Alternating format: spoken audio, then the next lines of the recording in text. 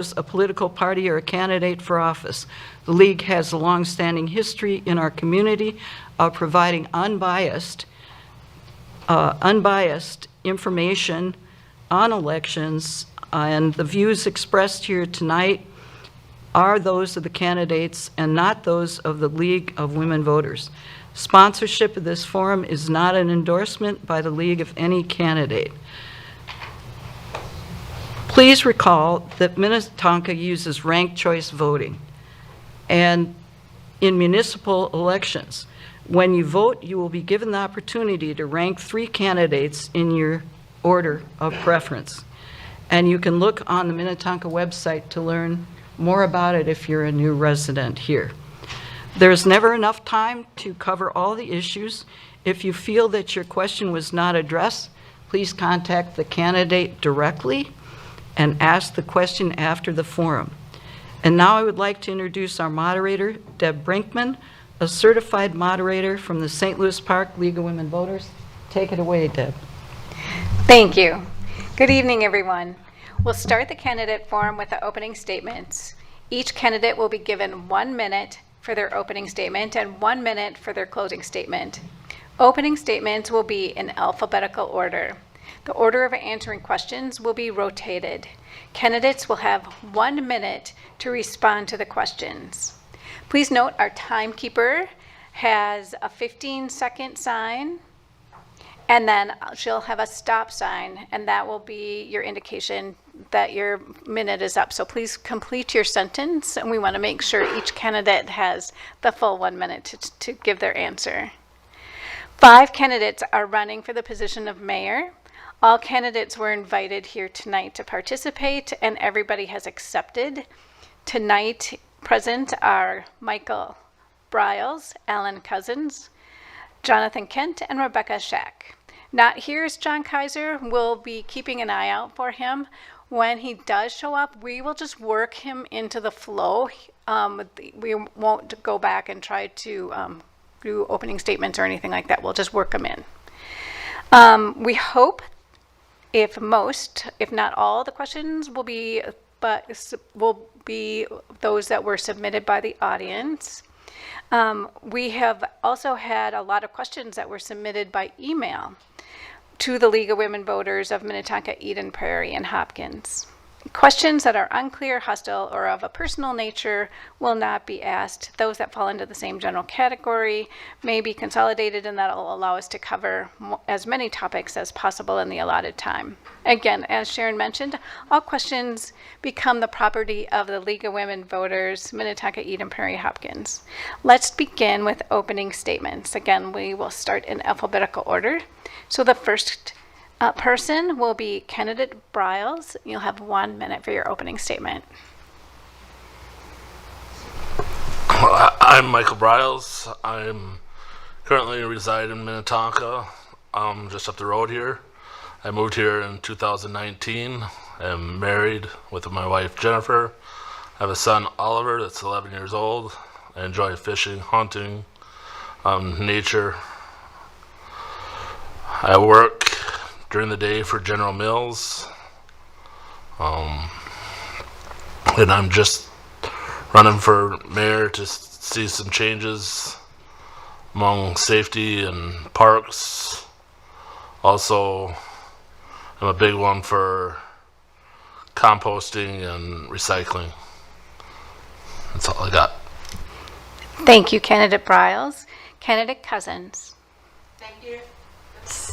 Thank you to everyone for being here tonight, and thanks to the League of Women Voters for giving us this opportunity. My name is Ellen Cousins, and my husband David and I have moved into our home in 1991 in Minnetonka, same one that we still live in. We fell in love with the community and made the decision to stay here when faced with a corporate move. Our kids are Minnesotans and graduated from the Minnetonka Hopkins, school system, and all of them still live in the same area. I have a proven track record for getting things done. Using my degree in business administration and marketing, I've taken on big community projects such as the Alice Smith Inclusive Playground, the Hopkins School Boundaries, and Glen Lake redevelopment as an economic development authority commissioner.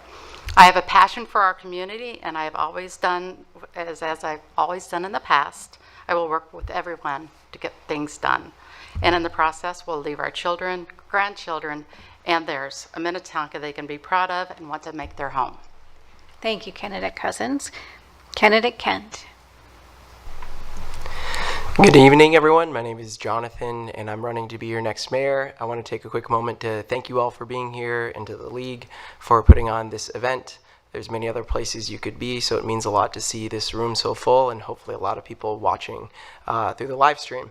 Also want to thank my fellow candidates for being in this race. It's not easy to do this. I'm learning this as I go. This is my first time running, so my hat's off to everyone who is running in this election cycle. So a little bit about me. I grew up in Minnetonka. And then moved away for about a decade for college and work, and then came back here in 2018. Happy to share more about what I'm up to these days, but the short of it is I do caretaking for my dad, I work in retail, and now I'm a candidate. One of the central platforms of my campaign is to make this city more mutual, and that's centered around the concept of mutual aid, which I hope to work into some of the answers that I provide this evening. I look forward to your questions, and please make time to talk afterwards. I hope to talk to as many of you as possible. Thank you. Thank you. Candidate Scheck. Thank you. Thank you to the League of Women Voters for hosting this forum tonight. It really is such an important part of the local election process. And thank you for attending or watching from home. I'm Rebecca Schack. I've served on the Minnetonka City Council for the past 7 years, and prior to that, I was a member of the Planning Commission and the 2040 Comprehensive Guide Plan Committee. I love this city, and I'm so honored to be working in service to the residents of Minnetonka. My husband Michael and I have lived in Minnetonka for 12 years.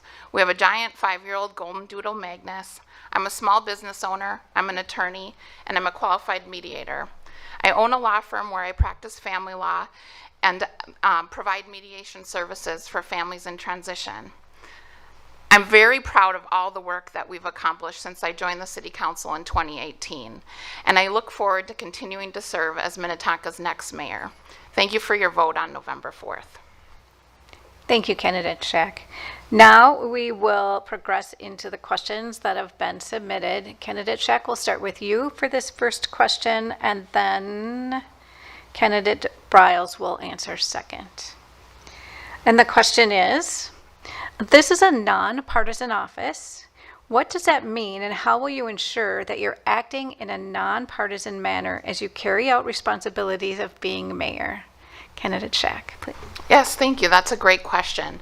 I have endeavored to be since joining the Planning Commission in 2017 to be focused on the community. I do not participate in any party processes, and I am running this race absolutely nonpartisan. My focus is on the city and doing best for the people, listening to all the voices, whether they agree with me or not. As a family law attorney, oftentimes I'm in a room with people who cannot agree on anything, and I bring that service to the community. So my personal values and politics don't come into play when it comes to, my values come into play, my politics don't. And I really appreciate that our sitting council operates in the same manner, and I'd like to bring that legacy forward. Thank you, Candidate Scheck. Candidate Briles, please. I guess I grew up in a small Wisconsin town, so I've been, I grew up, whether you're left or right, or I don't care. I'm here to support everybody. It don't matter if it's left, right, or, anything, but I'm here to support everyone in the community, not just one demographic, so I try to listen to everybody that will listen, and I have an open ear for everybody, and want to learn new ideas and new things that people want to see done. Thank you, Candidate Briles. Candidate Cousins, please. As many of you know, I've been a long-time volunteer in the Hopkins School District. nobody really knew my politics then, and that is how I plan to operate as mayor of Minnetonka. I do not believe that we should be listening only to one side. I believe we need a balance in this council, and I will definitely listen and listen again to all people of Minnetonka, because that's who I plan to represent. I plan to represent the residents of Minnetonka, not a certain faction, not special interests. Thank you very much. Thank you, Candidate Cousins. Candidate Kent. Thank you for this question. I think it's an important one, and I would challenge, and I include myself in this, everyone listening, to contemplate why this question is being asked, and also what you yourself think about it, because admittedly, and maybe for my colleagues here too, I have my stance, which I'll share momentarily, and then to me, I have some questions about how honest we're being and genuine when we say this is a nonpartisan role and what actually takes place. And I'm not by any means accusing any current occupier or prior of, I think everybody really is doing their best to be nonpartisan. And then there is the reality, and it's my belief that it is impossible to separate fully the politics from the personal. That's my belief. So I will do my best. I will remain as best I can as nonpartisan. And then just look at our Supreme Court. Those folks are supposed to be nonpartisan. I don't think anyone can say with a straight face that that's what they're doing. So, yep.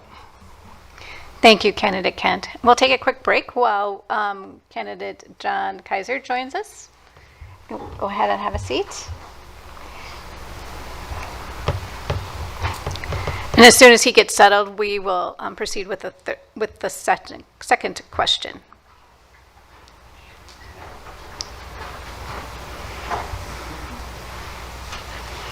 Okay, we do have quite a few questions on the budget, so we will focus our attention on the budget at this point in time.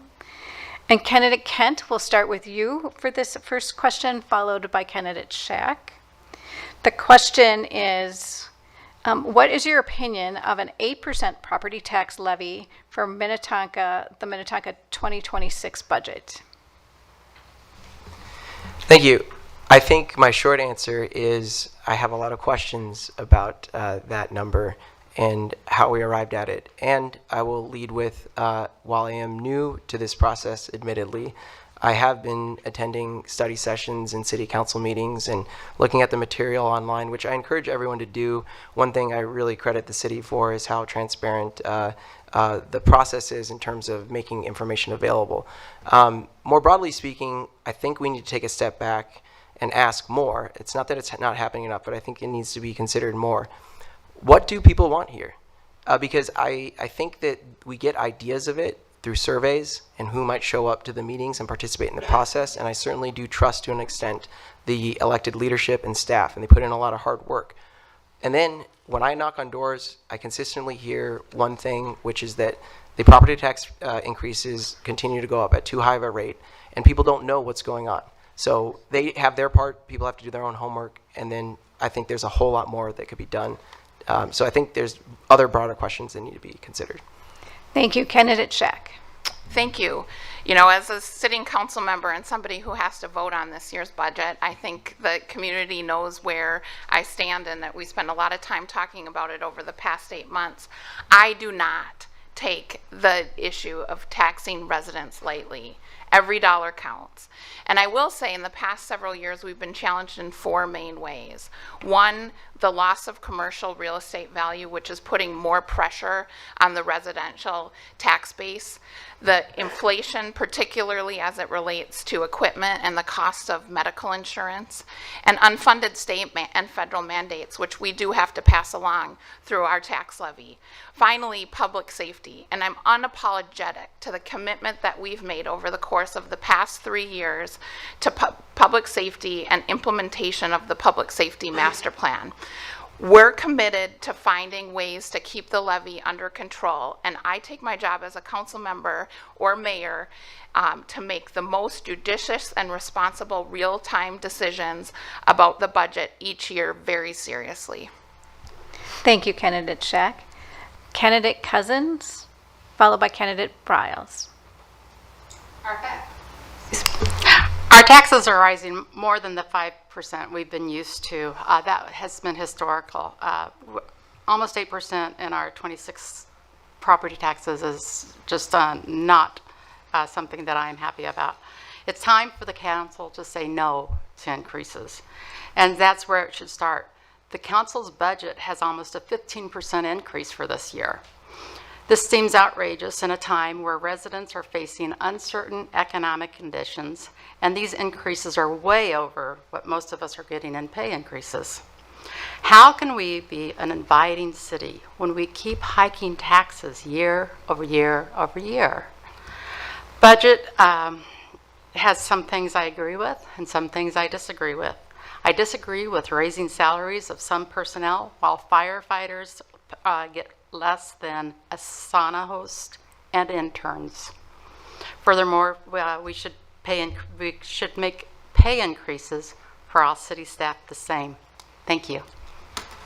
Thank you, Candidate Briles.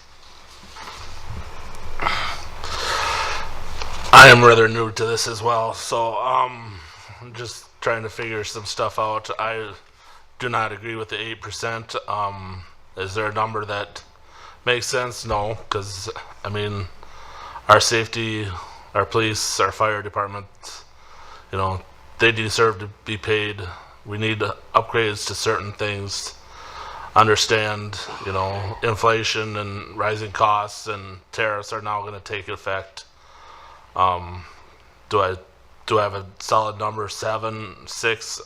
No, I'm not sure, but 8 seems a little steep, but where do you draw the line? I mean, I know other cities are double digits and above us, so when I look out there, I'm glad to only be paying 8% versus 14 or 20%. So that's all. Thank you, Candidate Briles. Candidate Kaiser, please, or Kaiser. Yes, checking. Yes, yeah, that's the high taxes in the city hurt poor families. They horrible for single mothers, people in transition, and it's devastating.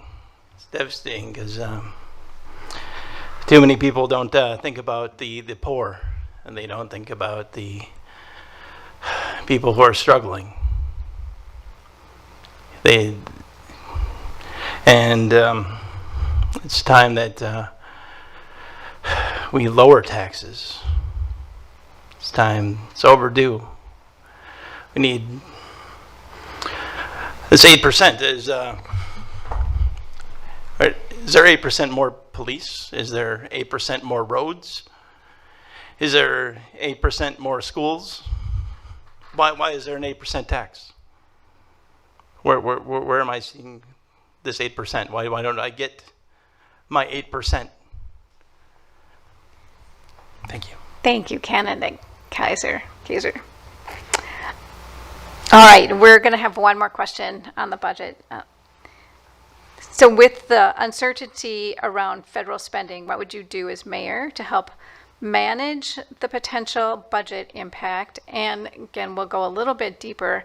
What do you have any other ideas to pursue other sources of revenue, and how would that impact the residents of your community? We will start with Candidate Kaiser first. Let's see. I'm president for a couple years of the Lions Club in Hopkins, and I work to support the underprivileged of our community. And it's going to take a community to work together and to solve solve these problems and raise the money, because I raise money for the community. That's what I do, and it's takes getting your fingers dirty. It takes a lot of hard work, and we can count on me that I will make sure that to put raising money for the community as a priority, which I do anyways. Thank you. Next, we'll go to candidate Briles, followed by candidate Kent. I think that we need to look for more grants, maybe put off some of the bigger purchases, like fire trucks, and maybe they need to go out a year or two, and it needs to be a little bit longer. I also would look to work with other cities to see where they can help us and we can help them on certain things. And look to others for ideas, because I know I don't have all the ideas, and neither does everybody else, but I think grants and money from the state would be the best bet. And then maybe your friends, other cities. Thank you, candidate Briles. Candidate Kent. Thank you. So a few ideas come to mind, and I would offer up that as events unfold, I would want to keep a close ear to what neighboring communities are doing, really anywhere around the country or world. I'm open to a good idea. I don't really care the source of it, relatively speaking. And I think that's an important mindset to bring to life as well as governing. Quickly, I'll say that I think that so far what I'm hearing from some of my colleagues, and they're entitled to their opinions, is almost a deference and a presumption that the presence of police means we are safer. I don't believe that. And I'm not here to say that I don't like police or don't think they have a hard job. I think in the context of our budget, the reality is 44% is attributed to our public safety, and that includes police. So I think we need to start reimagining and rethinking how those services are used. I would also highlight mutual aid, and I would audit the city and look at staff pay, including those at the top. I would offer, if the city manager was willing to take a pay cut, I as mayor would as well, commensurate. There's one idea. Thank you, candidate Kent. Candidate Shack. Thank you. So getting to the question about potential federal impacts, the good news is in Minnetonka, we don't get a lot of money. The bad news is in Minnetonka, we don't get a lot of money from the federal government. We do get some one-time grants, and that will probably end. I think we're realistic about that.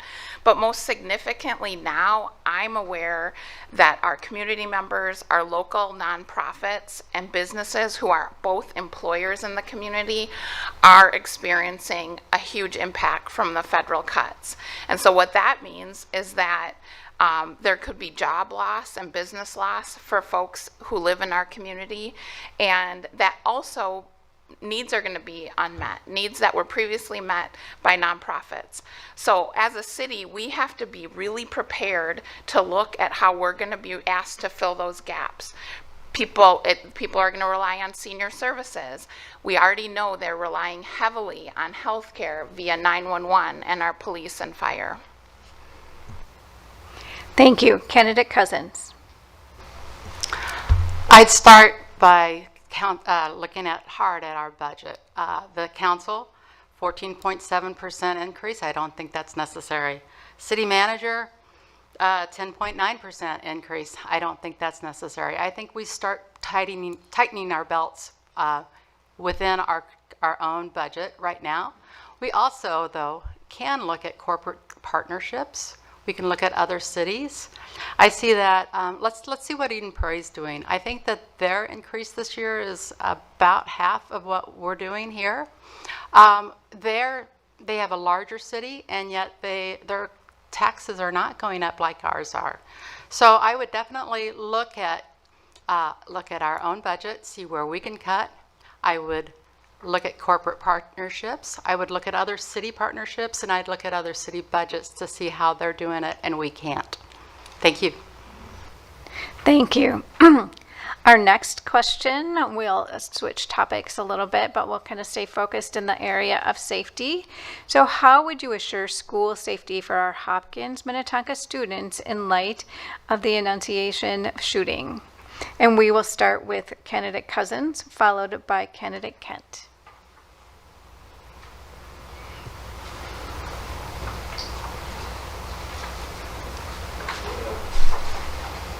So, excuse me.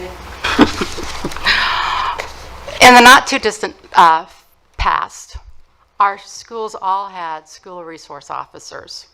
I would start by adding those back into our schools, and I would also add school resource officers versus taking them away. The tragic events that happened at Annunciation are unspeakable. But we should make sure that all students feel protected, are protected, and not just those obviously in our public schools. Annunciation's a Catholic school. The Catholic schools and all of the private schools had asked for more help last year or 2 years ago, and it was denied. So I think that we need to put pressure on Hennepin County to keep violent offenders behind bars. Catch and release system is clearly not working, and I think that we need to end violence of all types. Thank you. Thank you. Candidate Kent. Thank you. So I think this is a really important one, and I do believe, I could be wrong, that there's many, if not most, in our community who probably feel very similarly on this matter. So in that sense, I have a lot of hope. Some of you may have seen the press conference that the mayor of Minneapolis and St. Paul and our own mayor was there right in the middle. And I applaud their efforts in getting serious about gun control and safety, including an assault weapon ban, which I think is a starting point.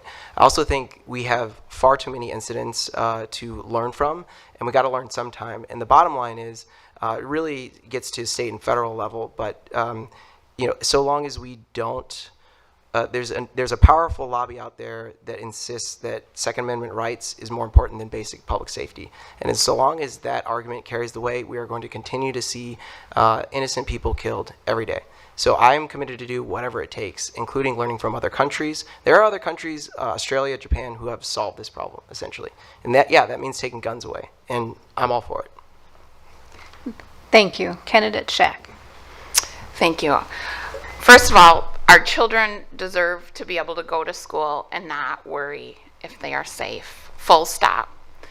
I am so proud of Mayor Wiersum and the stand that he took last week in joining the other mayors from the metro area to call for a ban on assault rifles and high-capacity magazines. That's immediate action that's required. It's also really important as a city for us to be a good partner with our school districts, and that's something we do. We meet with the school districts on a regular basis. Minnetonka, Wayzata, and Hopkins all deal with school safety a little bit differently, and our job is to partner with them based on the decisions that they're making to be a resource. For example, we have a school resource officer in Minnetonka at their request. Hopkins has chosen to take a different approach to public safety, and we're partnering with them in a way that works for their district. And we need to be that resource for them. Thank you. Candidate Kaiser. Yes, I wanted to say that the question is, what school is next? Since Columbine, what school is next? That's the question. And terrorists from Columbine to today, they look for the weak targets, places that are not defended.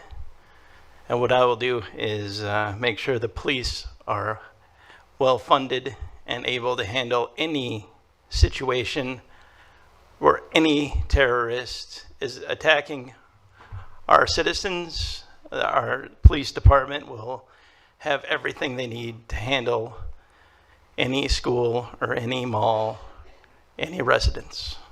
Thank you. Thank you, Candidate Kaiser. And Candidate Briles.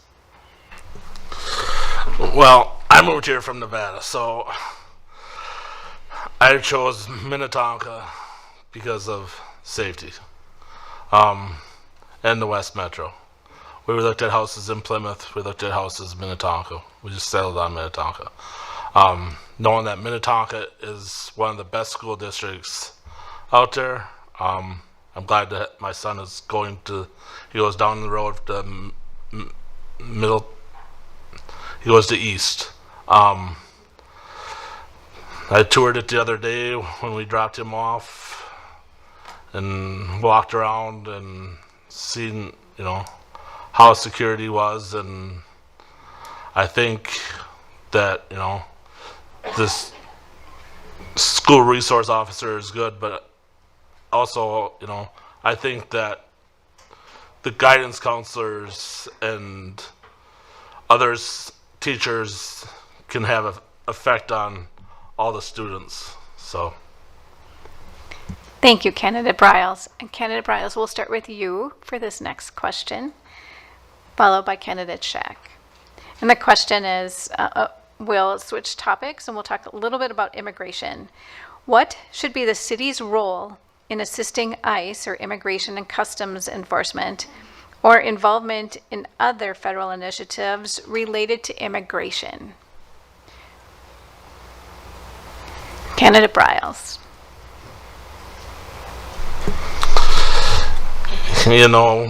We all got here because of some grandparents or somewhere down the line someone come across, and for me it was my great grandparents coming from Switzerland, so they come over as immigrants. I don't have a problem with immigrants as long as they follow the laws and get the proper documentation that they require. Fugitives, anyone that breaks the laws and aren't supposed to be here, I guess I don't have a problem with them being taken back to where they come from. I would like to see this place stay safe, and that's the way it is. Thank you, Candidate Briles. Candidate Shack. Thank you. So as we've been talking about, our police have a big job here in Minnetonka, and it's to keep the community safe, make sure people feel welcome, and make sure that they don't feel threatened.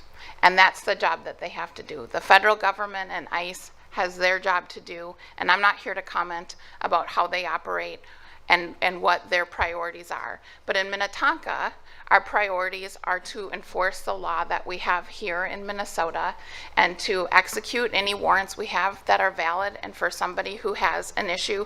But our job is not to do immigration enforcement.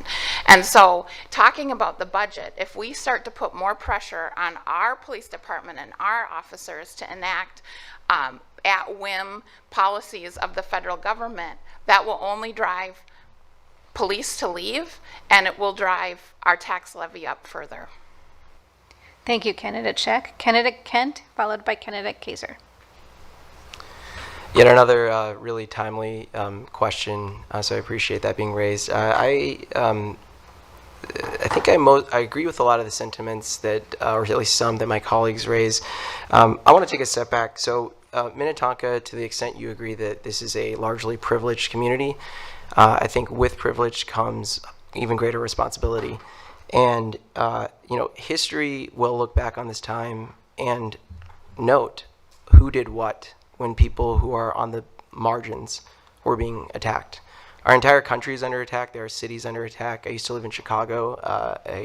It's really hard to watch what's going on there, and not just there, in Los Angeles, and in our own backyards. I'm friends with a lot of first-generation immigrants, people who don't feel safe. And they also don't feel safe around police a lot of the time, for that matter. So I think we need to do whatever it takes to help out our fellow brothers and sisters. And yes, follow the law as well. And then sometimes you got to do the right thing regardless of what's on the books. Thank you, Candidate Kent. Candidate Kaiser. This This topic hits close to my heart. This is my fiance will scheduled to get married very, very soon. She is an immigrant, and I believe human rights are sacred. We should be defending our most vulnerable and the people that are struggling. We got to defend them, and I don't want to see innocent families leave. Thank you. Thank you. Candidate Cousins. On this issue, I think the city needs to stay in their lane. Immigration enforcement, unless there is crime in the city that they are pursuing, is not our job. And as Rebecca said, if we were to, we would increase our budget even more so than it is now. So very simple, stay in our lane. We don't disrupt what other entities are doing, but we also don't need to enforce anything that they're asking us to do. Thank you, Candidate Cousins. And we'll start with you with this next question. We'll lighten up the question a little bit now. I know our last topics have been pretty heavy, so our topic will be on the environment and parks. So we'll start again with Candidate Cousins, followed by Candidate Kaiser. And the question is, what specific new actions would you take to protect our natural resources from excess development and use? Candidate Cousins, please. So I believe that we had a discussion about this about a year ago, maybe a little bit before that, maybe even since then, about building a parking lot in a wetland. And so I think that we need to really look at that kind of those kinds of issues. The council did pass that. I was not a fan. I was even regardless of development that is happening. I am for development. I am for parks.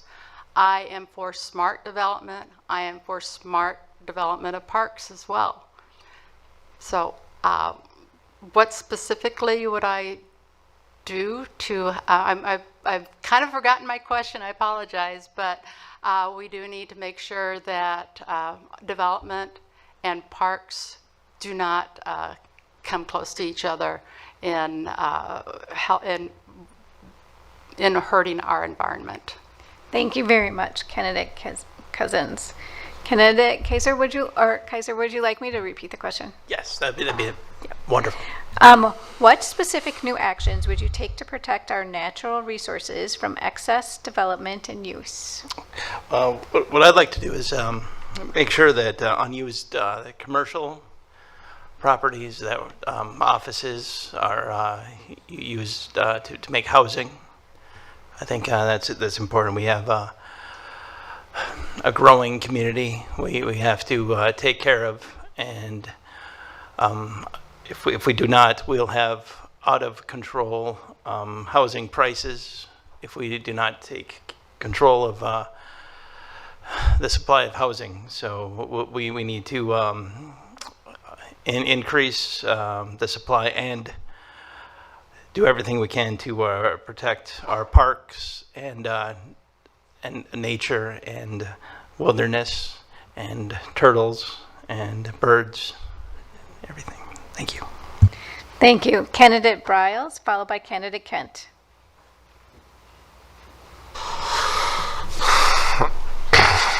I think Minnetonka is known for its parks. I know I get out there and walk the parks at least once a week.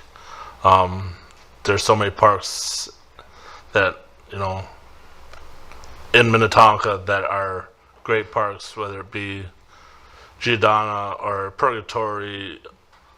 We need to protect those. I do not want to see major corporations. I think we look at filling the office buildings that are not currently being used versus building new. I think we give them incentives to use other buildings, or if they have to remodel or whatnot, versus go to our parks, because I think our nature is what we're known for. So, Thank you, Candidate Briles. Candidate Kent. Thank you. I love this question, and I'd say a few things. One, as you may have heard before, a budget is a moral document. So what are the priorities of the city? And I personally think, and I hear consistently, and my colleague Mike just mentioned, we're known for the parks and having a lot of green space, and that's wonderful. And how are we going to ensure that that stays that way? And what if, for example, more of the budget went towards the parks and green spaces, and if necessary, less in other categories? What might that look like? We should have more conversations around that. I think we also need to remind people, and I put myself in this, that it's basic knowledge, but as treetops disappear, your air quality is materially impacted. For example, North Minneapolis, South Minneapolis, 15-degree temperature difference. And that's real. That's happening right now. Finally, what if we had an environmental audit? Maybe there have been versions of that, but something that asks, do we have enough trees? And if we don't, what are we doing about it? So that's where I'd start. Thank you, Candidate Kent. Candidate Shack. Thank you. So we have the highest tree canopy in the metro area here in Minnetonka. And as all my fellow candidates have said, we have incredible parks, we have water, we have all kinds of natural resources, and we're really committed to caring for them. We've also got the strictest wetland ordinance and tree protection ordinance, and those are great. We've worked really hard on that. We can do more. One of the things that I've been talking about and I'd like to see happen is to lean on our corporate partners to have them help us with restoration projects. We use a lot of volunteers now, residents who are so generous with their time. I think we can carry that forward on a bigger scale and asking apartment management companies and some of our great companies that we have here in Minnetonka to help us take that next step. In 2024, we approved the Climate Action and Adaptation Plan, and now we've been working on, we've laced up our running shoes and we're working on implementing the recommendations that were in that plan. Thank you, Candidate Shack. And we'll start with you with this next question, followed by Candidate Kaiser. How will you balance the desires of off-leash dog owners with the rights of residents who want to enjoy our parks safely and without intrusion? It will probably surprise no one that I prepared for this question. For as long as anybody can remember, Minnetonka had a leash ordinance that our courts found to be unenforceable. So as an attorney, that's a problem. And we were tasked with finding a solution, which meant two things. One, to develop an ordinance that would be enforceable, that would stand the test in court. And part of that include designating areas for where dogs could be off leash and start determining where those areas could be. So we've worked really hard as a council and as a community to make that happen. Council staff, the park board worked to find those places. We had a community work group, and it's difficult to find consensus. So we're designating places. We intend to designate more. We have an imperfect solution now, and hopefully as we progress over the years, we'll be able to hone that in and meet those needs. Thank you. Candidate Kaiser. Yes.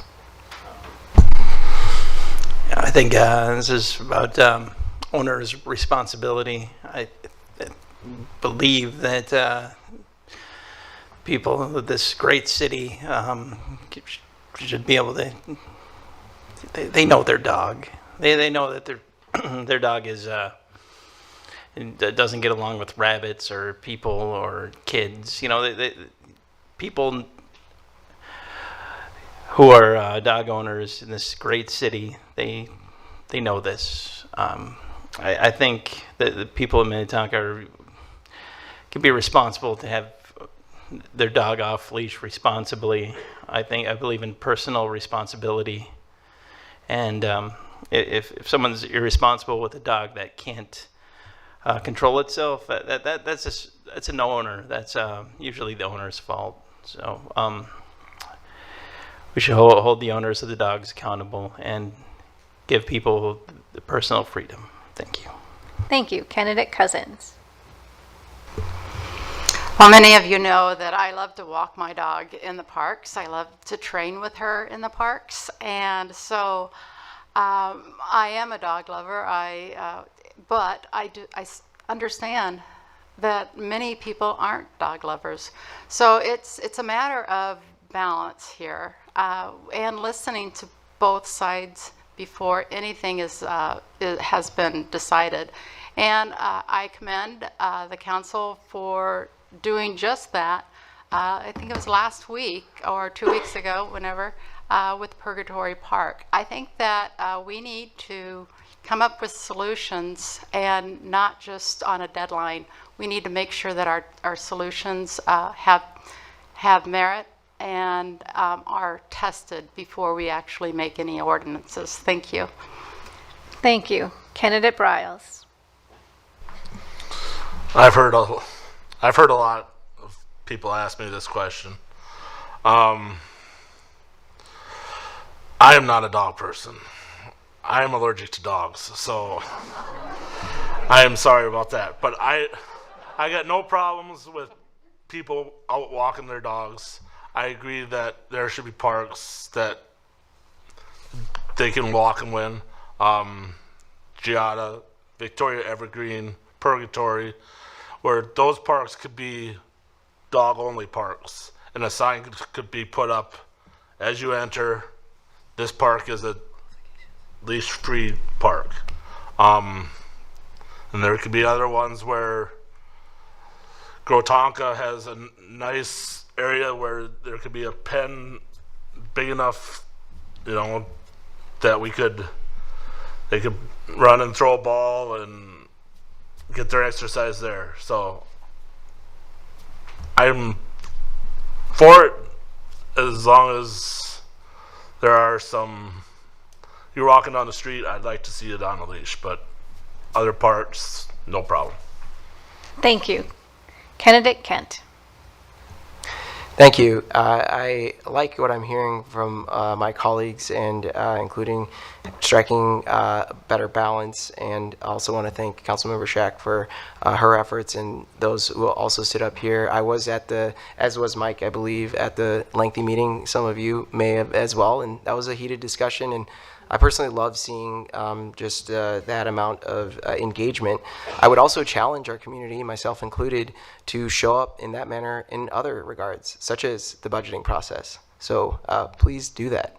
I'll just briefly say that I think one of the concerns I have, and I'm still learning on this issue, is as things move forward with respect to Purgatory Park, the dollar amounts, and there are different ranges for fencing and what have you. So I encourage you to look at those proposals, and as we think about where our money is going, it gets expensive. So, yes. Thank you. And Candidate Kent, we'll start with you with this next question. We will switch topics now and talk a little bit about housing. And so we'll start again with Candidate Kent, followed by Candidate Cousins. The question is, do you support the proposal to restrict homeless encampments in Minnetonka? What more, if anything, should the city be doing to combat homelessness? That's a great question. And so admittedly, something that, as I think about it, I would like to study even more. So I am open to either amending my position or recanting it even, I suppose, but I doubt it. This one's a bit personal to me from folks that I know, even in other cities, who struggle with being unhoused. No, I don't think that any encampments should essentially ever be removed unless absolutely necessary. I think there is a delicate balance to strike with public safety. I will also say that I can understand how community members have concerns about populations that are unhoused, and the boxes that they tend to check as far as some have addiction issues, experiencing mental health crises. I think in a way this one is a complicated one, and then it also challenges all. If we are truly an excellent city with all the resources that we do, we can find housing for everyone if we really want to. Be a human. Thank you. Candidate Cousins. Homelessness is a tough topic. It's tough for those who are unhoused, and it's tough for those who are trying to help them. Unfortunately, many of them don't want to be helped, so we have to worry about that as well. Encampments in our city, no. I agree with having an ordinance against it. And so I think that we need to find solutions that are both that take care of the people. That is the biggest issue, is making sure that those who are homeless know that they have resources within the city, within the county, and within the state that they can lean on if they truly want to become, if they want to not be homeless anymore. So yeah, it's a tough issue, and I certainly hope that we don't have to have encampments in our city and have to deal with them. Thank you so much. Thank you, Candidate Cousins. Candidate Shack, followed by Candidate Kaiser. It's been really important to me to deal with the homelessness issue holistically. So 2 or 3 years ago, we partnered with a nonprofit called His House so that we can get in front of helping unhoused people before they're at a crisis point. And to date, we've helped 102 individuals with either housing issues, mental health issues, or who need addiction resources to try to help before we have an encampment issue. That said, we're realistic and pragmatic in this city and understand that this may come up, that we may face an issue where one of our parks becomes a homeless encampment. And we talked a lot about how we're going to handle that, and our priorities with the policy that we developed is to give people resources, and once they have been given resources and an opportunity to find a bed and a place to stay, a safe place to stay, then we would have to have them leave our parks. It is a holistic approach, and we can do our part in Minnetonka. Thank you. Candidate Kaiser. My number one priority is the people of this great city of Minnetonka, and that priority means doing everything I can to make sure there are no encampments, doing everything possible to make sure we do everything we can to protect the safety and security of the people of Minnetonka. I do a lot of work with underprivileged, and I got a heart for the people going through a hard time, and I try to help them out as much as I can personally. But if Mayor, I will make sure that there is absolutely no encampments, and do everything to make sure that does not happen and is not allowed. Thank you. Candidate Briles. I would not see any encampments in Minnetonka as well. I think we need to stop it before it gets to that, and like Shaq said, help them find a bed, whether it be at a motel or somewhere. But then we're looking at money out of our pocket, the city's pocket again, and where does that money come from? So it's a sad situation. I lived in Las Vegas. I've seen many of the homeless year round, and I just don't want that to be around. That's it. Thank you, Candidate Briles. Candidate Kaiser, we'll start with you. We'll switch topics. We'll stay kind of on housing, but we'll switch and talk about the rental properties now, or the rental market. And so the question is, some cities in the metropolitan area are considering ordinances regarding short-term rentals, like Airbnb or VRBO. Is this something that Minnetonka City Council should be evaluating in addition to rental property registration ordinances? Candidate Kaiser, please. I think the free market can handle this better than any government in the world. I think that if we prioritize the citizens of Minnetonka, we can have the best rentals and the best Airbnbs, and I think that the more rent controls, the more rent goes up. And they got plenty of rent controls in New York City, and I can't find an affordable apartment in New York City. Thank you. Thank you. Candidate Briles, followed by Candidate Scheck.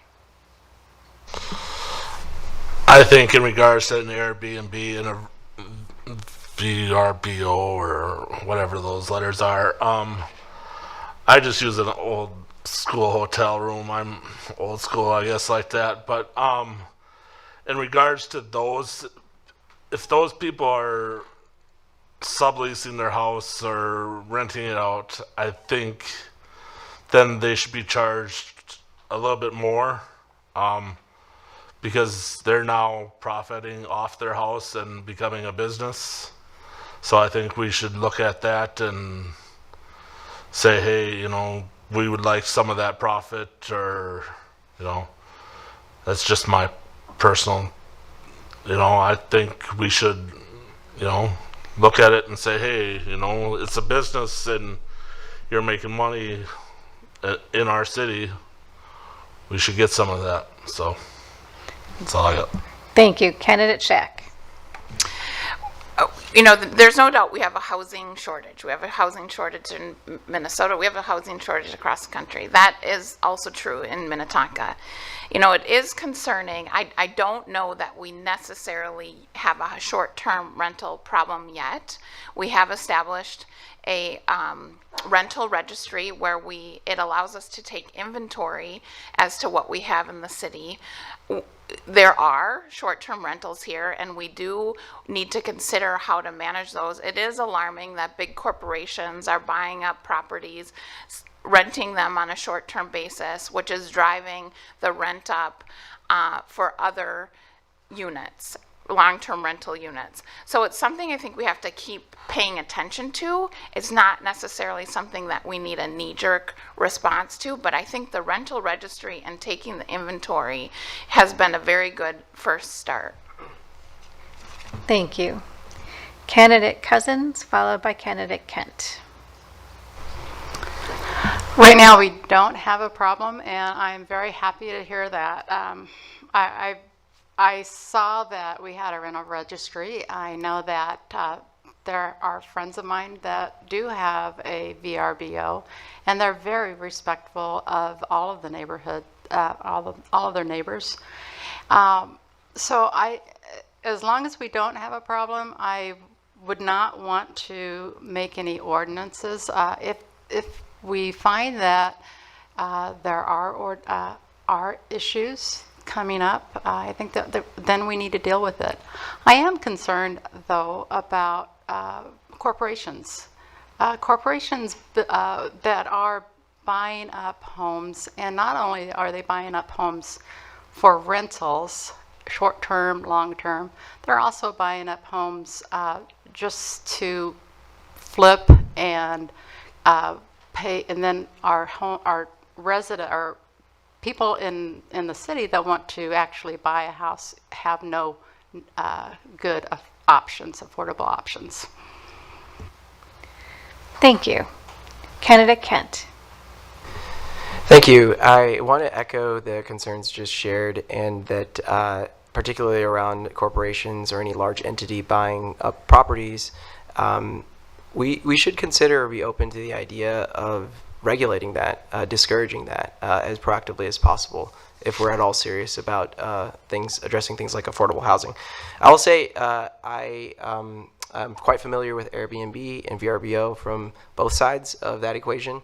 And one thing I would offer up is I echo a lot of what Councilmember Shack described. I think keeping an open mind and a watchful eye, if you will, because things will evolve.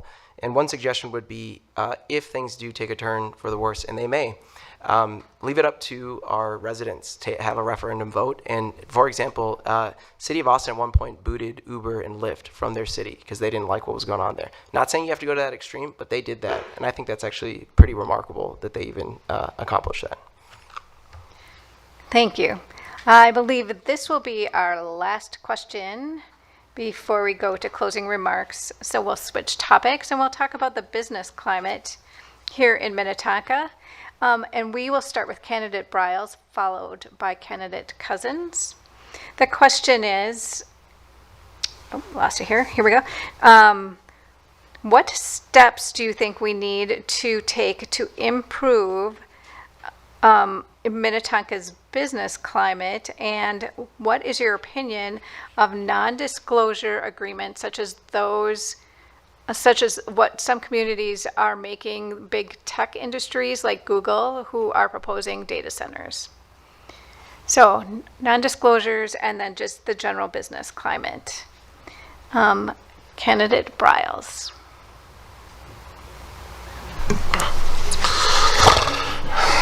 I don't know if I have anything on this one.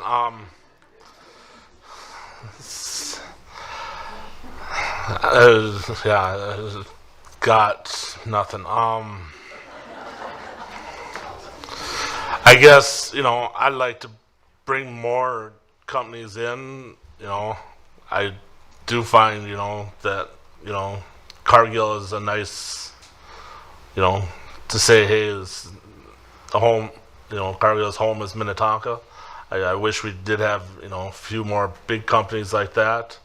But do we got the space, What space are you going to give up? I mean, I know that we have some empty buildings, but I mean, there's nothing like that. Non-disclosures, I don't see an issue there. I don't think we've got the room for Google or Apple to move into town.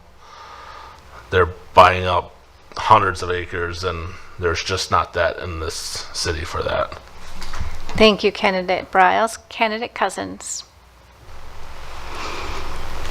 I agree with you. There is no room for a data center in Minnetonka, so we can be happy about that, right? So how can we improve Minnetonka's business climate? I think that we can streamline some of the some of the projects. Excuse me. I think I remember listening a few years back for 2 hours, the city council arguing about how tall and how big a sign could be in front of the Cheesecake Factory. And that is the kind of stuff that we should not do.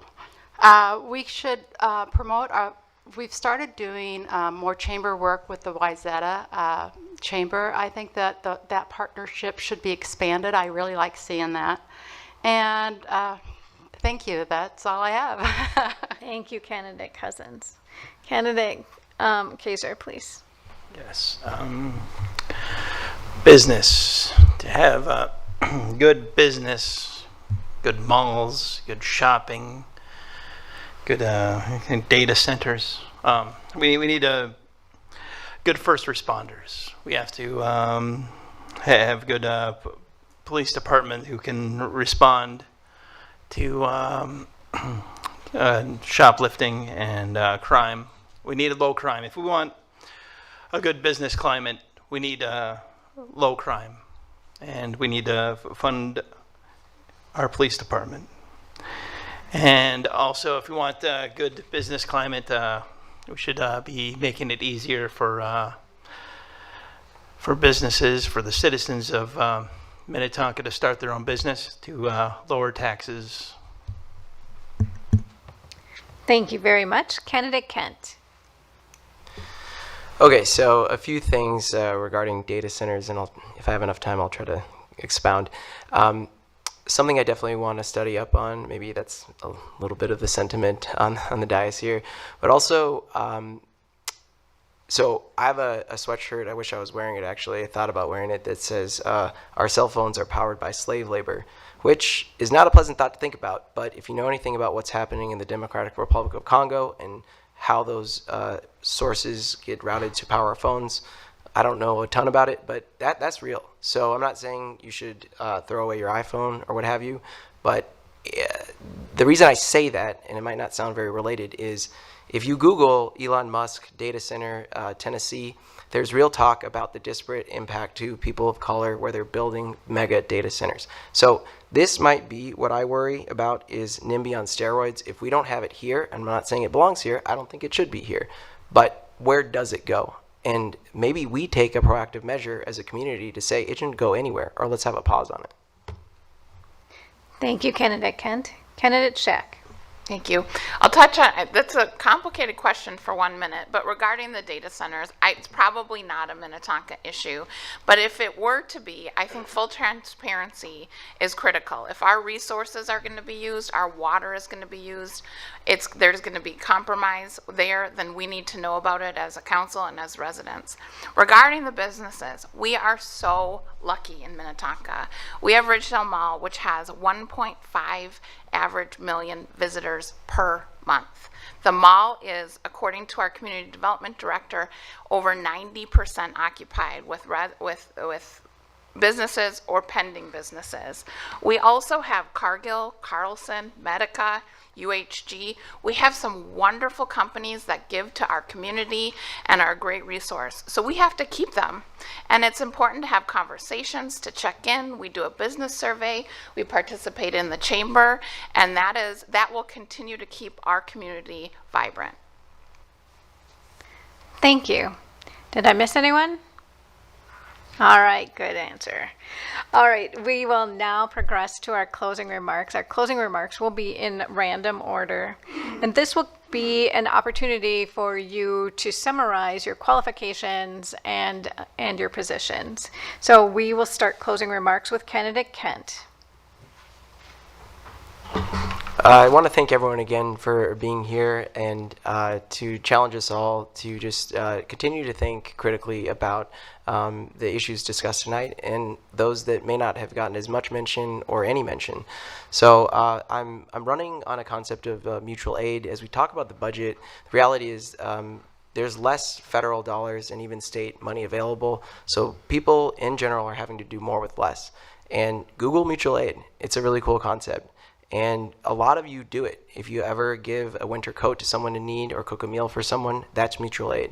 And there's more to it than that. But I recommend a small little book by Dean Spade. That's S-P-A-D-E is the last name to learn more about that. So anyway, I hope to talk to more of you face to face.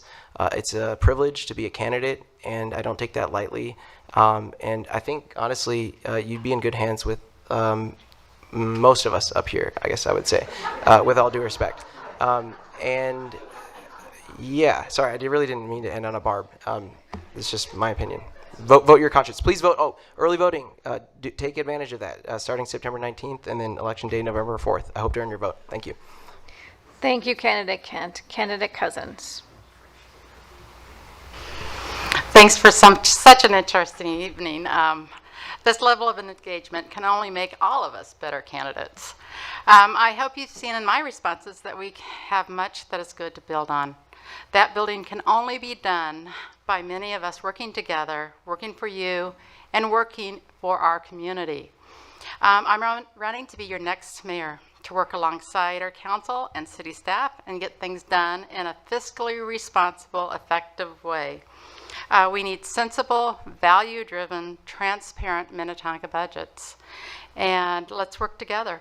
Let's take a common sense look at our budget and other issues and build a better place for us, our children, and the generations to come. My name is Ellen Cousins. I can be found at ellencousins.com, and I'm asking for your vote as your next mayor by November 4th. And yes, early voting does start in 10 days. So thank you very much. Thank you, Candidate Cousins. Candidate Briles.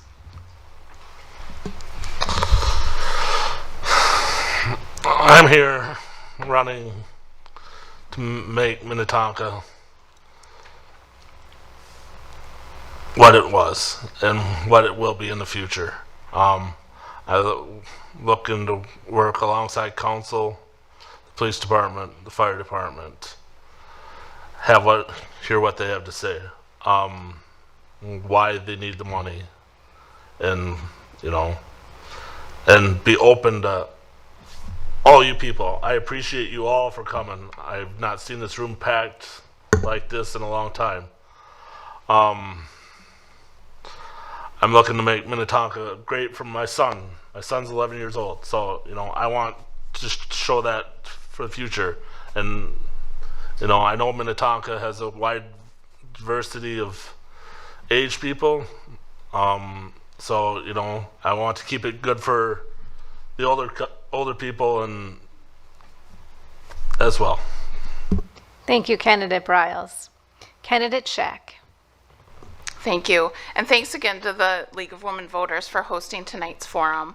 I'm so grateful to Mayor Wiersum and those who have come before him, some of whom are in the audience tonight, for their excellent leadership and the lasting impact they've had in the community. I am looking to carry that legacy forward. My education, my 20 years of experience working with contentious family issues, and my 7 years on the Minnetonka City Council, and prior to that as a planning commissioner and on the 2040 Comp Plan Committee, have given me the experience it takes to lead others in processes like ordinance development and complicated development projects and our annual budget process, and I can help our residents and our community through that. I'm fortunate to have had the opportunity to serve Minnetonka, and I would be honored to be elected as the mayor. Thank you for your vote on November 4th. Thank you. Candidate Kaiser, please. Yes. I want to say that I want to be there for the most vulnerable. I've done a lot of volunteering, serving in this community and serving at the women's shelter and serving to raise money for most disadvantaged. And plan on, if elected, I want lower taxes. I want to be there for the citizens, that they can better afford to live, have safety, and not live in fear. And I want to be there to put the Minnetonka citizens as my #1 priority. And that means making Minnetonka, less taxes as possible, and better first responders as possible, and being able to handle any violent situation that arises, that unfortunately happens too much in our schools and malls. We got to be there for our first responders and the most vulnerable. Thank you. Thank you very much.